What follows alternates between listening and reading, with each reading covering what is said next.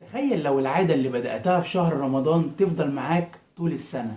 تعال أفهمك إزاي. بص يا سيدي، شهر رمضان بيجي كل سنة ومعاه فرصة إننا نغير من نفسنا.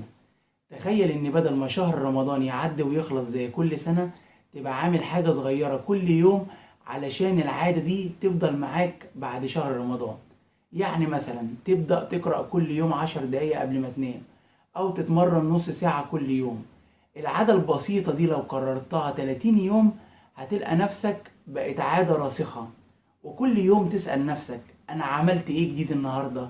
مع الوقت هتحس إن شهر رمضان مش مجرد شهر، دي بداية مسيرة طويلة من التطور. فابدأ من النهاردة وخلي العادة اللي تبدأها في شهر رمضان هي رفيقتك طول السنة. الخلاصة ومن الآخر، فكر دايما إن العادات الصغيرة لو استمرنا فيها ممكن تغير حياتنا. ولو عجبتك الفكرة اشترك في القناة عشان نكمل سوا الرحلة.